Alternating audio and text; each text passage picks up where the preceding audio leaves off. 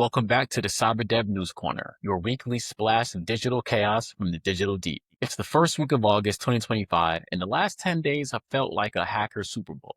Airlines have been grounded, cities knocked offline, secret militaries pried open, romance apps stripped bare. The threat landscape has been as diverse as a summer music festival, but with far more attitude. So buckle up. We're here to decode the jargon and extract meaningful lessons so you can protect yourself and your community. In our first story, Hacktivists Ground Aeroflot Airlines. Our lead story takes us to Russian airspace, or rather grounded tarmacs. On July 29th, Russia's flagship airline, Aeroflot, abruptly canceled over 50 round-trip flights because its check-in systems and mobile apps suddenly went dark. Prosecutors confirmed a cyber attack and launched an investigation, while pro-Ukrainian hacktivist collectives Silent Curl and Belarusian cyber participants claim responsibility. The groups talked to the Kremlin, boasting that they had deep access to Aeroflot's network and threatened to leak travel records of all Russian passengers unless demands were met. Lawmakers publicly described the situation as alarming, and the incident highlighted how hacktivism is now a geopolitical weapon that can cripple critical infrastructure. It also shows that modern airlines with complex interconnected IT can be brought to their knees without firing a shot. The takeaway of this, critical transportation systems are attractive targets for politically motivated groups. Airlines must harden their networks, segment systems, and monitor for persistence because adversaries are no longer interested in stealing frequent flyer miles. They want to make a statement. In our next one, the city of St. Paul goes dark. While Aeroflot's fiasco hogged international headlines, a quieter crisis brewed in St. Paul, Minnesota. Officials discovered a coordinated cyber attack on the city's IT systems on July 20, prompting the mayor to shut down Wi-Fi, email, and even library checkout systems and to declare a state of emergency. The incident was so severe the governor, Tim Walz, activated the Minnesota National Guard's cyber unit, acknowledging that local IT and private contractors were overwhelmed. Investigators still haven't attributed the attack, and city services are being painstakingly restored. The story underscores the U.S. municipalities remain under-resourced targets for ransomware and hacktivism. With significant real-world impacts, imagine not being able to borrow a library book or pay a water bill because of a malware infection. The lesson in this, even mid-sized cities must treat cyber resilience as a public safety issue. Incident response plans shouldn't start with who do we call, but with tested playbooks and partnerships, including state National Guard units. And our next one, ransomware's new face, extortion without encryption. Ransomware gangs continue evolving. Safepay, a ransomware collective first spotted in late 2024, disrupted global IT distributor Ingram Micro in early July. By late July, the gang threatened to leak 3.5 terabytes of stolen data unless paid before August 1st. Safepay doesn't always encrypt. Sometimes they simply steal data and extort the victim. Researchers note that ransomware leak sites increased 70% year over year, and Safepay alone has listed over 260 victims. Their approach foreshadows a shift. Why deploy noisy file encryption malware when selling or leaking sensitive data yields the same payday? For organizations, the takeaway is sobering. Backups alone aren't enough. You must also prevent data exfiltration and monitor for suspicious outbound traffic. Our next story brings together two of the most creative, aggressive extortion crews in today's threat landscape. Scattered Spider and ShinyHunters. ShinyHunters hit Salesforce CRM instances. At the end of July, Bleeping Computer reported that ShinyHunters launched a voice phishing campaign against companies using Salesforce. By impersonating IT support, attackers convinced employees to install a malicious data loader plugin. This gave criminals full access to the CRM environments and allowed them to siphon customer data. Big brands included LVMH, aka Louis Vuitton, Dior, Tiffany & Co., Adidas, Qantas, and Allianz Life. They acknowledged breaches of their third-party systems. Victims were sometimes tricked to fake Okta login pages that stole multi-factor authentication, MFA codes. The attackers privately tried to extort the companies with threats to leak stolen data. The group's sophistication underscores that human gullibility is often the weakest link. The biggest takeaway of this is to train employees to treat unsolicited phone calls like phishing emails, adopt phishing-resistant MFA, and implement strict help desk procedures that require callbacks and out-of-band verification before resetting credentials. Another notable ransomware story this week involved the Akira group starting mid-July. Security firms observed a surge of attacks targeting SonicWall SSL VPN appliances. Even fully patched, devices were compromised, suggesting a zero-day vulnerability. Attackers used a VPN to quickly deploy ransomware and encrypt systems. The FBI estimates that Akira has already extorted $42 million from more than 250 victims since March 2023. Administrators are being urged to disable SonicWall SSL VPN services until a patch is available, enforce strict MFA, and monitor VPN logs for suspicious connections. The incident reminds us that network security problems can themselves become attack vectors. In our next story, malware sneaks into Steam game. Not all attacks target employees. On July 20th, gamers looking for a bargain on Steam's early access game, Chimia, got more than they paid for. Threat researchers discovered that a threat actor dubbed Larva20 secretly injected hijack loader and fickle stealer malware into the game's installer. Once launched, the malware established persistence in downloading additional payloads, including a Vidar info stealer. Fickle stealer then harvested browser cookies, credentials, and cryptocurrency wallets. The malware used a Telegram channel to retrieve command and control instructions and executed PowerShell commands to deploy the final payloads. Valve eventually pulled the game, but not before many of the players were already infected. The lesson in this, supply chain attacks aren't limited to code libraries. Gamers should treat unknown titles and early access downloads with caution, while game stores must strengthen security vetting of developer uploads. On July 25th, French telecom giant Orange disclosed that one of its information systems had been compromised. To contain the attack, Orange isolated the affected services, causing disruptions for business and public sector consumers across France. The company said it had no evidence of data exfiltration. It was gradually restoring services. While details are scarce, the incident highlights how quickly corporate IT teams are forced to choose between availability and containment. Orange filed a complaint with authorities and is working with impacted clients. Cyber attacks shut down Russian pharmacies. Around July 30th, a cyber attack forced Russia and Neopharm's pharmacy chains to close hundreds of stores. Payment terminals and medicine reservation systems failed. Employees were sent home, and patients were directed to alternative pharmacies. Although no group claimed responsibility, speculators pointed to pro-Ukrainian hackers because the incident followed the Aeroflot and Novabev attacks. The hack underscores the healthcare sector's vulnerability. In a twist of irony, it disrupted access to medicine in a nation at war. In another story, in late July, Reuters reported that the U.S. National Nuclear Security Administration, NNSA, responsible for maintaining America's nuclear weapons stockpile, was among the organizations breached via a Microsoft SharePoint vulnerability. A subsequent report in The Guardian blamed the attack on Chinese state-backed groups named Linen Typhoon, Violent Typhoon,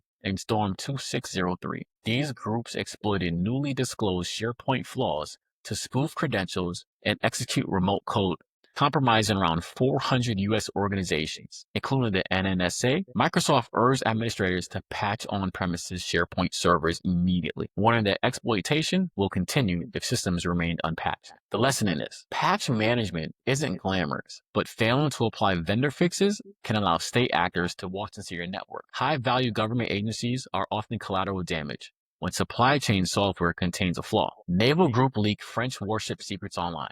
An anonymous hacker using the alias Neferpitu leaked a 13-gigabyte sample of data allegedly stolen from France's naval group, including documents on submarines and combat systems. The hacker claimed to possess 1 terabyte of internal data and demanded payment to prevent further leaks. Naval Group called the incident a destabilization attempt, stating they had no evidence of an intrusion, but was some investigating with external experts. Some researchers believe the data might originate from an earlier breach in Thales by Lockbit 3.0 gang. Regardless, the leak illustrates how intellectual property theft impacts national defense industries and underscores the challenges of verifying authenticity when threat actors dump data. In our next story, in India, the Indian Council of Agricultural Resource, or ICAR, disclosed a security breach affecting its servers in Delhi and a replica server in Hyderabad. Officials admitted that critical data related to recruitment, research projects, and administrative records went missing, although the agency formed a committee to investigate and identify what was lost. The breach underscores that public sector organizations across the globe,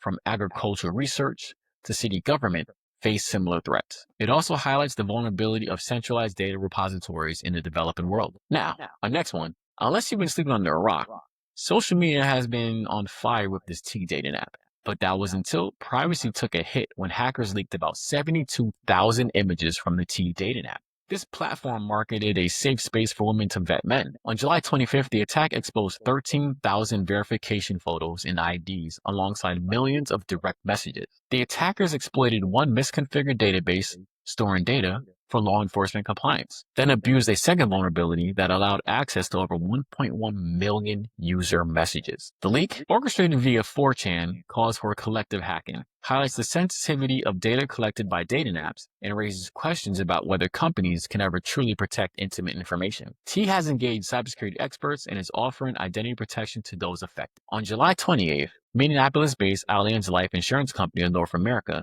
disclosed that a hacker breached one of its cloud vendors through social engineering and stole personal identifiable information, PII, belonging to most of its 1.4 million U.S. customers. According to a filing with the Maine Attorney General Office, the intrusion occurred on July 16th and was discovered the next day. The company said there was no evidence its own systems were accessed, but the incident followed an extortion spree linked to Scattered Spider, which targeted insurers through voice phishing. Allianz notified the FBI and is providing identity-protected services. This breach reinforces the importance of vendor risk management. Your data is only as secure as the weakest link in your supply chain. Switching gears to espionage, researchers revealed Operation Cargo Talon, a cyber espionage campaign targeting the Russian aerospace and defense sector. Attackers delivered weaponized zip files containing Windows shortcut LNK. Files that planted the EagleOut backdoor executed once EagleOut collected system information and established a remote shell, enabling attackers to upload or download files and run arbitrary commands. Targets included the Voronezh Aircraft Production Association and military sites. The operation is attributed to a threat cluster known as UNG-0901.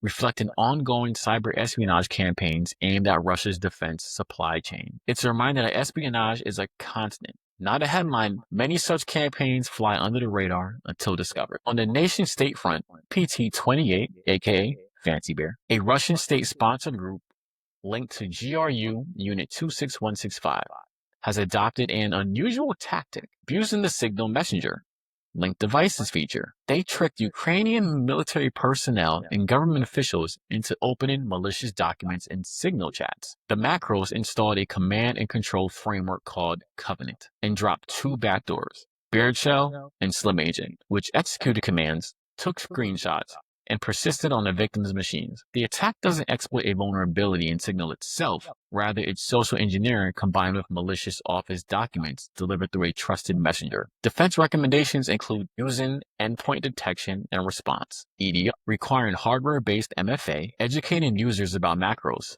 and limiting cross-platform messaging between personal and corporate devices. Scattered Spider and its partner group, Dragonforce, a ransomware as a service affiliate, have been targeting major airlines and insurers using phone-based impersonation, SIM swapping, MFA, fatigue, and remote access tools. They even impersonated CFOs to trick help desk into resetting credentials, then use those credentials to compromise both cloud and on-premise infrastructure. The attacks often culminated in the deployment of Black Cat, ALPHV, ransomware, active data exfiltration. Preventative measures include hardware security keys, strong identity verification at help desk, restricting remote desk access, and isolating critical data stores. Finally, not every story this week is about a hack. A quiet but important change took effect on August 1st, 2025, under the European Union's Radio Equipment Directive, or RED 1453. This new cybersecurity requirement became mandatory for any product with radio functionality. The regulation, known as 18031,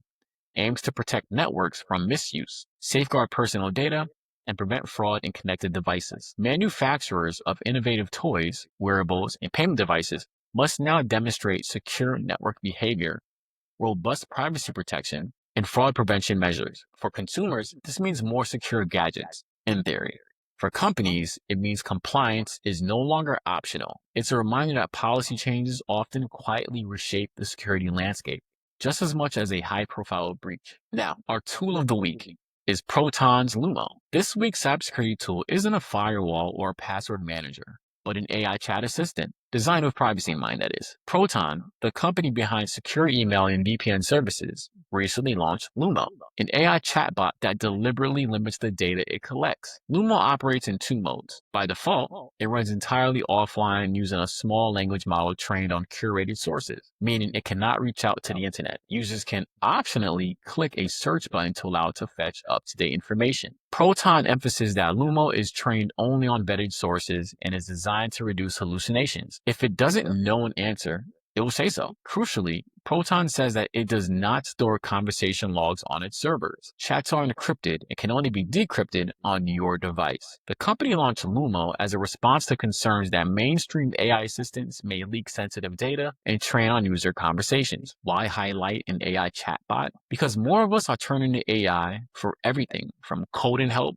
to legal research. As we've seen, even legitimate tools can become a privacy liability when they harvest your data, that is. Lumo demonstrates an alternative approach. Build AI capabilities without compromising user privacy. As always, remember not to share confidential or personal information with any chatbot. But if you want to dip your toes into AI while maintaining some control over your data, Proton's Lumo is worth the look. Now, with some final thoughts and practical advice, what threads run through these stories? The main ones are social engineering works. Attackers exploited human trust, whether by impersonating IT support, luring gamers with a cheap game, or calling help desk to reset MFA tokens. Invest in awareness training and design processes that assume people can be fooled. Supply chain vulnerabilities are everywhere, from early access games to cloud-based CRM platforms and third-party contact center software. Attackers go after whichever link is easiest to break. Vet your vendors, monitor their security posture, and include contractual obligations for breach disclosure. State actors and hacktivists blur the lines. Russian airlines and pharmacies suffered digital sabotage by pro-Ukrainian groups, while Chinese and Russian APTs quietly exploited vulnerabilities